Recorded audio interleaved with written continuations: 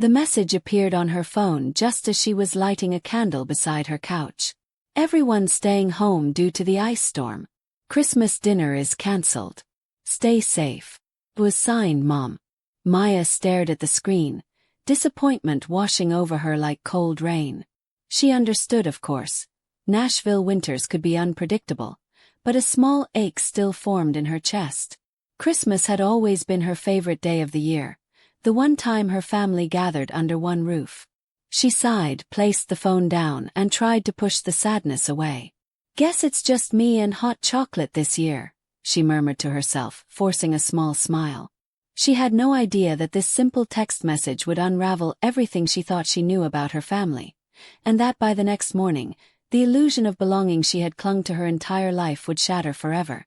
Maya, 32, worked as an accountant, detail-oriented, quiet and reliable.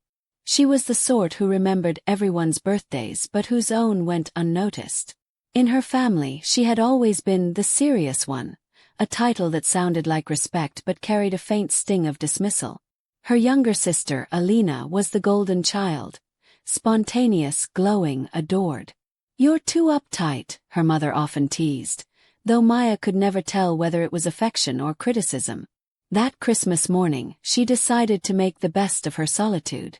She brewed cocoa, queued up holiday movies, and wrapped herself in a blanket. Outside, soft flurries fell, but the streets were far from icy. She brushed that detail aside, telling herself weather could change quickly in Tennessee. By afternoon, she felt almost peaceful, until her phone buzzed with a social media notification that would change everything. The image on her cousin Nara's Instagram froze her mid-scroll. The caption read, "Perfect family Christmas at Alina's. So blessed to have everyone together. Family traditions never fade." Maya blinked, her heart skipping a beat. There on her screen was her entire family. Her parents, aunts, uncles, cousins, even Grandma Ruth, all gathered around Alina's elegant dining table. The photo gleamed with warmth. Fairy lights, roasted turkey, smiling faces. Every single one of them had been there. And she hadn't even known. Her throat tightened as realization sank in. There was no ice storm. No cancelled dinner. Just a deliberate exclusion wrapped in a lie. They left me out," she whispered, disbelief giving way to trembling anger. Outside her window, the snow glowed softly, but inside, everything felt hollow. Her fingers shook as she scrolled through more photos. In one, her father carved the turkey with his usual grin. In another, her mother arranged her famous Christmas cookies, the same ones Maya had helped bake since childhood. Even her nieces and nephews appeared, unwrapping gifts beside the fireplace. It wasn't a spontaneous gathering. The decorations, outfits, and table settings spoke of weeks of planning. They had known all along she wouldn't be invited. Maya dropped her phone onto the couch, chest heaving. Memories flickered. All the cancelled family barbecues, the postponed birthdays, the quiet Thanksgivings. How many of those had really happened without her? How many times had she been erased from her own family's story while they smiled for the camera? The betrayal tasted bitter on her tongue. It wasn't just exclusion, it was orchestration. The next morning her phone rang. It was her mother. "Hi, honey. Hope you had a nice quiet Christmas. We missed you." The casual cruelty of the words made Maya's stomach twist. Her mother's tone was sweet, unbothered, as though nothing had happened. "You missed me?" Maya asked quietly, her voice steady but cold. "That's funny, because Nara's Instagram shows everyone having a wonderful time at Alina's house. Everyone except me." Silence followed, thick and sharp. Maya could almost picture her mother's expression, lips tightening, mind scrambling for an excuse. Finally a soft chuckle. "Oh that," her mother said. "It was last minute, dear. You know how Alina loves hosting. We didn't want to trouble you with the drive in bad weather." "Bad weather," Maya repeated, voice rising. "There was no ice storm." "Oh, don't be dramatic," her mother sighed. "We just thought it might be better this way. You know how you can be at gatherings. Always quiet, always making people uncomfortable." The words sliced through her like glass. Maya pressed the phone tighter against her ear, trying to control the shaking in her hands. "So you lied," she said finally. "You made me spend Christmas alone while pretending everyone else stayed home too?" "Don't twist things," her mother snapped. "Alina wanted everything perfect, and we didn't want tension." Maya laughed bitterly. "Tension? You mean my presence?" Her mother's tone shifted, low and scolding. "You're being oversensitive again. Honestly, Maya, this attitude is why you exclude me." Maya interrupted. "Why you pretend I don't exist unless you need something." The silence on the other end confirmed what words could not. When her mother finally spoke, her voice was clipped and defensive. "That's not fair. We love you both equally. It's just that Alina puts in effort. She stays in touch, she visits, she participates. You're always so busy with work." Maya felt something inside her break. "Busy with work," she repeated quietly. "You mean busy paying your mortgage? Busy taking care of Dad after his surgery? That kind of busy?" Her mother's sigh grew sharp. "If you're going to be like this, maybe we should take some space. Call me when you're ready to be reasonable." Then the line went dead. Maya stared at the phone in disbelief as the room blurred around her. 32 years of memories rewrote themselves in that instant. Every dismissal, every excuse, every manipulation. They had never loved her the same way. She wasn't the problem. She never had been. That night, Maya sat at her kitchen table, staring at her untouched dinner. A hollow quiet filled her apartment, broken only by the hum of the refrigerator. "I'm done," she whispered. "No more pretending." She opened her laptop and began typing, fingers trembling but determined. Her email was addressed to everyone. Her parents, her sister, aunts, uncles, cousins. The subject line read, "The truth about Christmas." Her words poured out like fire. "I've seen the photos. The dinner you said was cancelled wasn't. You didn't just forget me, you lied to me. You built a celebration around excluding me." She attached screenshots of her mother's text alongside the Instagram photos. Before she could lose courage, she pressed send. For the first time in her life, she felt the weight begin to lift. The replies came faster than she expected. "It was just a misunderstanding," Aunt Marie wrote. "You're overreacting," said Uncle Robert. Her cousin Nara quickly deleted the photos and messaged privately. "You're making a scene, Maya. It's not that deep." But the worst came from Alina. Her sister's email dripped with condescension. "You never make an effort, Maya. I just wanted one perfect holiday without your tension. It was for your own good." Maya stared at the screen, tears of disbelief filling her eyes. "For my own good." She whispered the words like a curse. Then her father's email arrived, stern, cold, and cruel. "Respect family privacy. Airing our issues in public is unacceptable." It was the final confirmation of what she had already known. They didn't regret what they'd done. They only regretted being caught. Crying. "Everyone's upset because of you. This is exactly why you weren't invited." The words burned into her mind. "They lie, and I'm the villain," Maya muttered. Days passed, each one filled with chaos. Her mother began showing up at her office, causing scenes in the lobby. Alina posted vague status updates about toxic people and choosing peace. Her father even threatened to cut her out of his will if she didn't stop embarrassing the family. But instead of breaking her, their hostility clarified everything.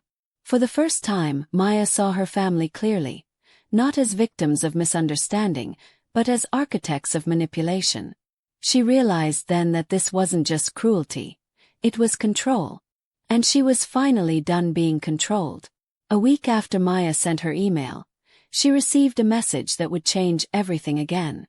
It was from Rachel, a retired family friend who had once handled her parents' finances. "Maya, I've seen what's happening with your family online. There's something you need to know. Can we meet?" The message startled her.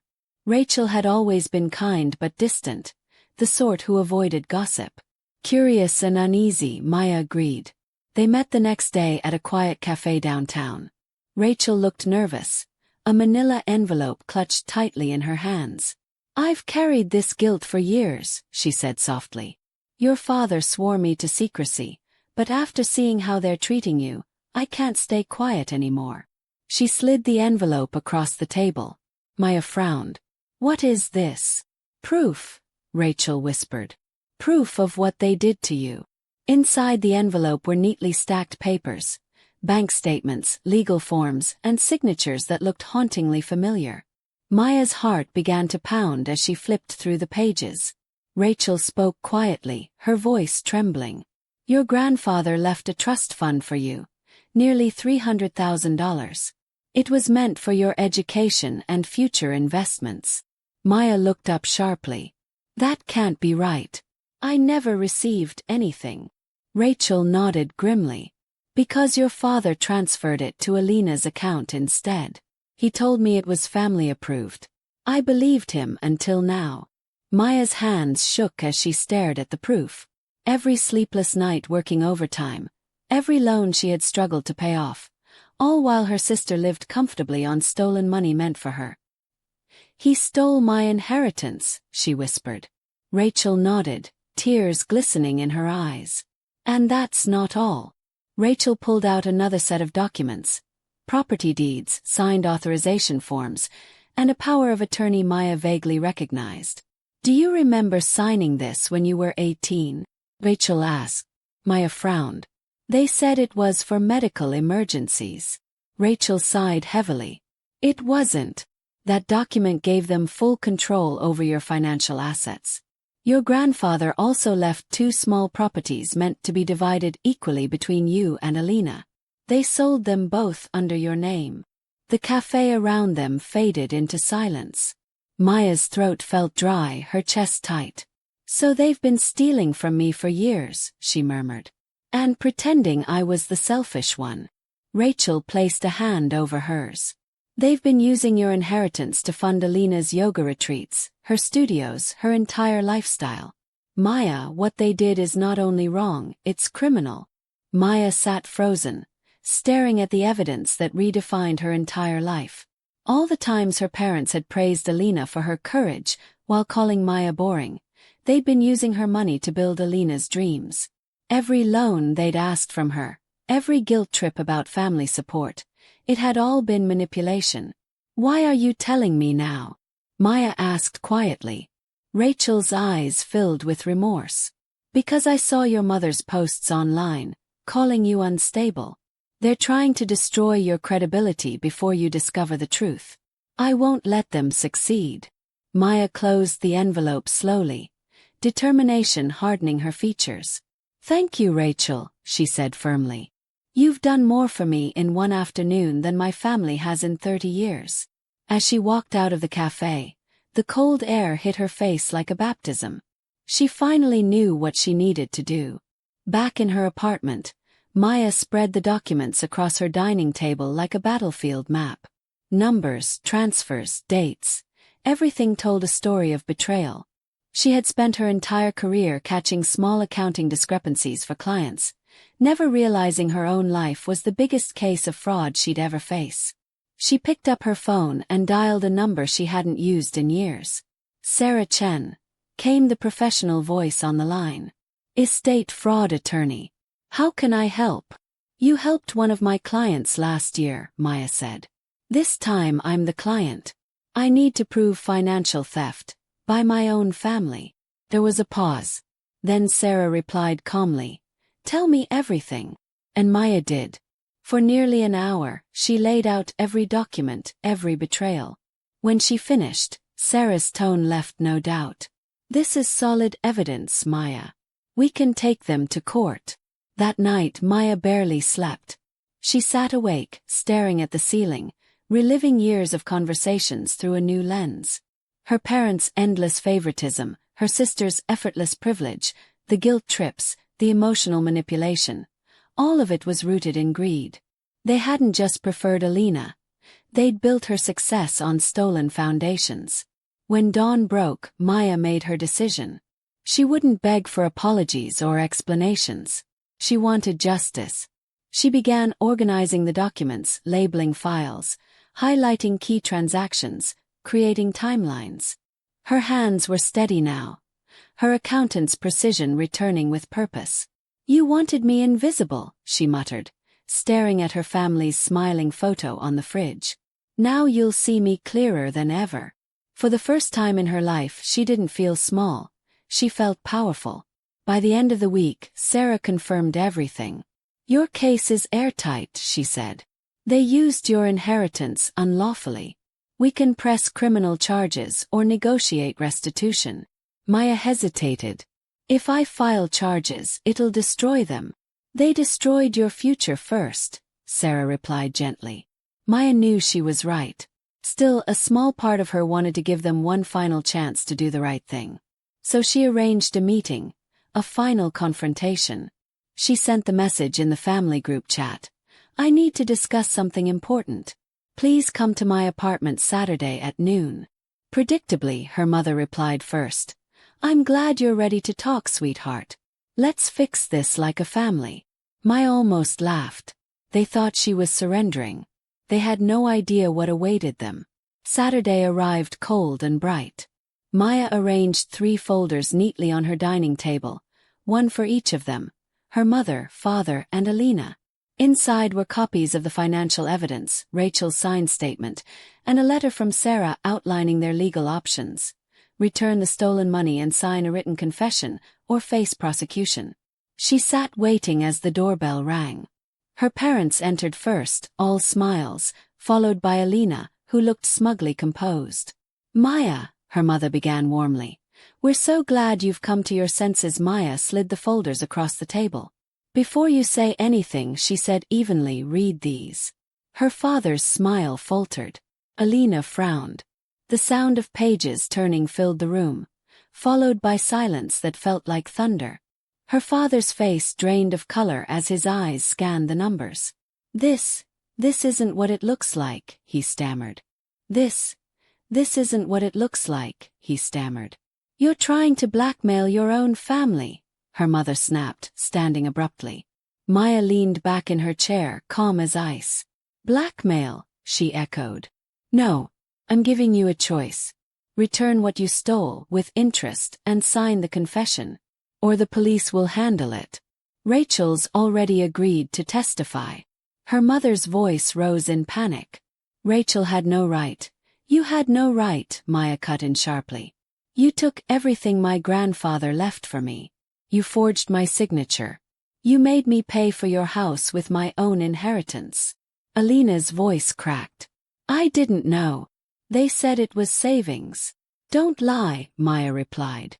"You knew exactly what you were spending." Her mother switched tactics, voice trembling with false pity. "Think about what this will do to the family. What will people say?" Maya met her gaze steadily. "They'll say the truth finally came out." The older woman's lip quivered, but her pride held. "You're cruel," she hissed.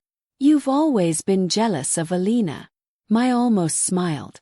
"Jealous? Of a woman living off my stolen future." She stood, gathering her composure. "You have 48 hours to decide. Sign the confession and repay what's left, or I file charges." Her father muttered something under his breath, but no one moved. Finally they left, shaken, pale, and defeated. Maya closed the door behind them, exhaling deeply. For the first time she wasn't trembling. For the first time she wasn't scared. The reckoning had begun. The moment the door closed, Maya's phone started buzzing with messages. The family group chat exploded with accusations. "How could you do this to your own parents?" Aunt Marie wrote. "You're tearing this family apart." Uncle Robert added. Alina sent a long text filled with emotional manipulation. "Mom hasn't stopped crying. You could have handled this privately." Maya scrolled through each one, calm and unbothered. For once, she didn't feel the need to defend herself. She simply replied, "Tell them the truth. You all knew." Then she silenced the group. The world felt quieter, cleaner. She called her lawyer Sarah. "The ball's in their court now," Maya said firmly. But something tells me they won't choose honesty. Sarah sighed. Then we'll be ready for the next step. Maya nodded, her expression hardening. She had finally taken her power back. The 48 hours passed quickly. No apology. No confession.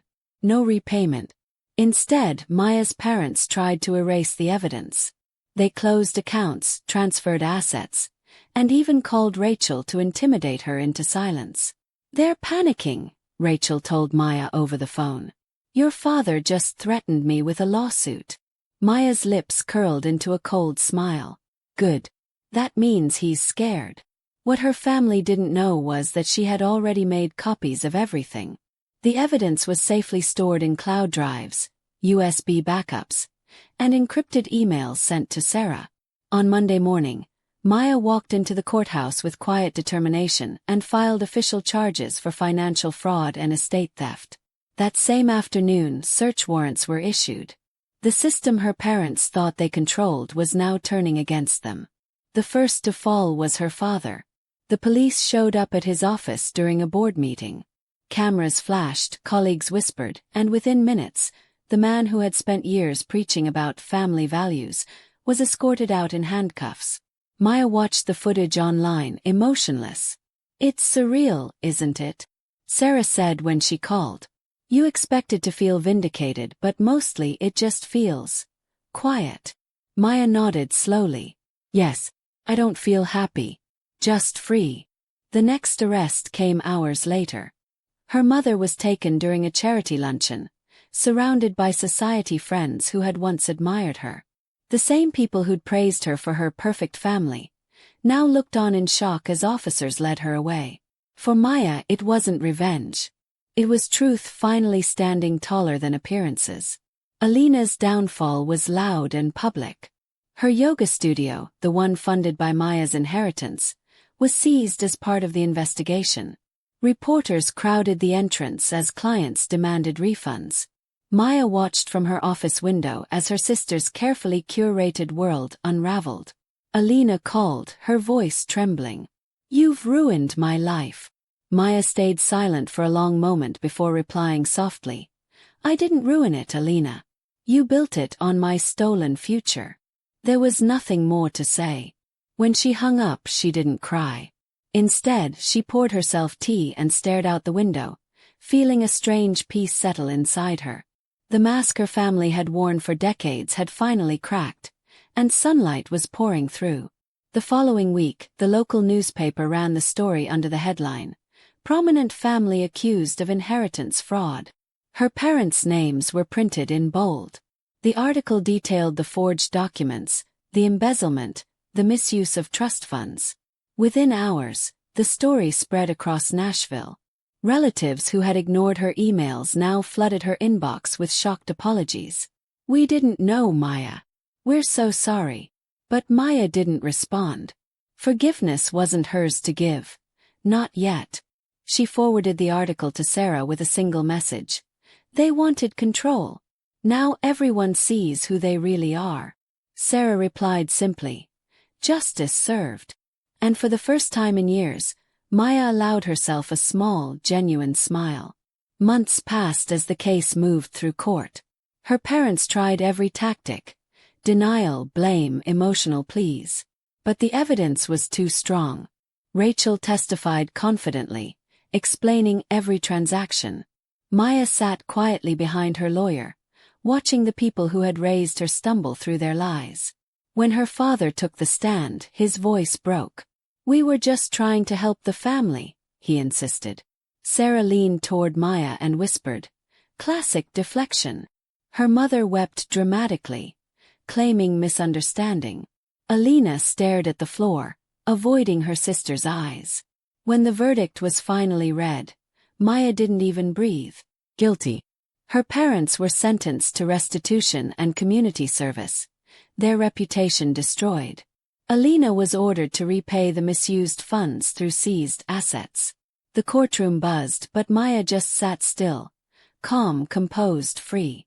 That night, Maya walked through downtown Nashville under twinkling winter lights. It had been nearly a year since that fateful Christmas, and everything had changed. She had moved to a new apartment, one filled with plants, art, and silence that didn't ache anymore. Rachel often visited, bringing stories about her late grandfather. "He'd be proud of you," she told Maya over coffee. "He always said you were the strong one." Maya smiled faintly. "It just took me a while to believe it." She had also started therapy, learning that love built on manipulation isn't love at all. The past still hurt, but it no longer controlled her. The quiet she once feared had become her peace.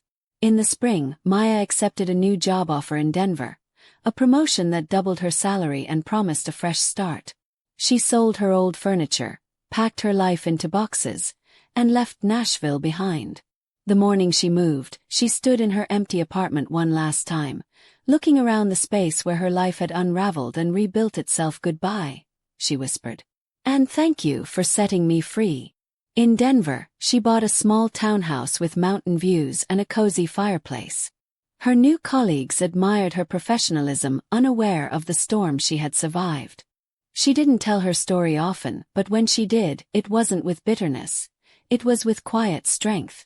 One snowy afternoon, Rachel came to visit. They sat by the window, sipping tea as flakes drifted past the glass. Rachel handed Maya an old photo album. "I found this in my office while clearing out old files," she said. Inside were pictures Maya hadn't seen in decades. Her grandfather teaching her to fish, the two of them laughing beside a lake. Maya's eyes softened. "He always believed in me," she whispered. "He did," Rachel said with a smile. "He saw your strength long before anyone else did. He left that inheritance for your future, not theirs. And in a way, he still gave it to you, just differently." Maya nodded slowly, her throat tightening. "He gave me freedom," she said. "And I finally took it." As evening fell, the snow outside turned golden under the city lights. Maya closed the album gently and looked out the window. For the first time in years, she felt truly at peace. She no longer needed their approval, their apologies, or their validation. She had built a life defined not by betrayal, but by resilience. "Sometimes," she murmured, "the best revenge isn't getting even, it's getting free." Rachel smiled warmly. "You're proof of that." Maya returned her smile, her heart finally light. The chapter of lies was over. The woman who once spent Christmas alone had rewritten her story, and this time she was the author. A year passed since the court case, and Maya's life had transformed completely. She had built a quiet routine in Denver. Morning walks through the snow, evenings by the fireplace, and weekends spent painting, something she'd once given up for her parents' approval. Each brushstroke felt like a small act of healing. Her apartment was filled with soft light, books, and laughter from new friends who valued her for who she was, not for what she could give. Sometimes she still woke up thinking about Nashville, but the pain no longer controlled her. She had learned that peace doesn't come from fixing others. It comes from freeing yourself from those who refuse to change. One Sunday afternoon, Maya received a message from an unknown number. It was Alina. "I know I don't deserve your forgiveness," the text began. "I just wanted you to know I've started over. I'm sorry for everything." Maya stared at the message for a long time, emotions swirling. The old her would have replied instantly, desperate to rebuild bridges. But the new Maya understood that closure wasn't always about reconciliation. She typed slowly, "I hope you truly mean that. I wish you peace, Alina." Then she put down her phone and walked outside. The cold Denver air stung her cheeks, but it felt fresh, cleansing, like the beginning of something honest. As she walked through the snow-lined streets, memories flashed. Her mother's sharp tone, her father's cold logic, the countless times she'd been dismissed. Yet those images no longer hurt the same way. They were part of a story that had already ended. In their place were new memories. Rachel's kindness, Sarah's steadfastness, and the quiet courage it took to stand alone against her own family. "I'm not broken," she whispered into the wind. "I'm just free." Her words disappeared into the air, but she felt lighter. She wasn't carrying their shame anymore. That belonged to them, not her. Back at home, Maya brewed a cup of coffee and opened a new file on her laptop. Across the top she typed, "The Cost of Silence." It was a book she had started outlining, not just about her family's deception, but about recognizing emotional abuse and reclaiming self-worth. She wrote for hours, her fingers moving steadily, her voice finally finding its place on paper. This wasn't revenge. It was release. By midnight the first chapter was done. She leaned back and smiled softly. Her story would help others who felt invisible, others who had been told to be grateful while being quietly erased. For the first time her pain had a purpose. The following week, Rachel visited again, bringing pastries and her usual warmth. "You look lighter," she said, setting down the tray. "Like someone who's found peace." Maya chuckled. "Maybe I have. I stopped needing answers from people who only offer excuses." Rachel nodded approvingly. "That's growth, my dear." They spent the afternoon reminiscing, not about betrayal but about resilience. Before leaving, Rachel placed an old locket on the table. Inside was a faded picture of Maya and her grandfather. "He always said you'd find your own light," Rachel whispered. "Looks like you finally did." Maya held the locket to her chest, tears forming, but this time they were warm and cleansing. Spring arrived gently that year. The snow melted from the mountains, and tulips bloomed outside Maya's window. She found herself smiling more, at strangers, at the sky, at her own reflection. The world that once felt cruel now seemed full of quiet possibilities. Her book was halfway finished, and a small publisher in Denver had already shown interest. "You turned pain into power," Sarah said when they met for lunch. "That's not something many people can do." Maya smiled. "I had to. It was the only way to make sense of everything." She realized that while her family's choices had wounded her, they had also forged her strength. In a strange way, they had built the woman they never wanted her to become, independent, fearless, and free. One evening, as golden sunlight streamed through her window, Maya played an old jazz record, her grandfather's favorite. The familiar crackle filled the room, wrapping her in nostalgia. She poured herself a glass of wine and looked at the framed photo on her shelf. Her younger self sitting beside her grandfather on a lakeside dock. "I kept my promise," she whispered. "I didn't let them break me." A soft wind rustled through the curtains, almost like a reply. She closed her eyes, feeling his presence, not in sorrow but in pride. Somewhere, somehow, she hoped he knew she had finally lived the life he wanted for her, one built on truth, not illusion. That summer, Maya's book was published. The cover was simple, a cracked mirror slowly mending with golden light. It was titled "The Cost of Silence," breaking free from the families that hurt us. The book quickly found an audience. People from around the world wrote to her, sharing their stories of betrayal and rediscovery. One message stood out. "Your story gave me courage to leave a toxic home. Thank you for helping me breathe again." Maya read it twice, tears slipping down her cheeks. For years, she had begged her family to see her worth.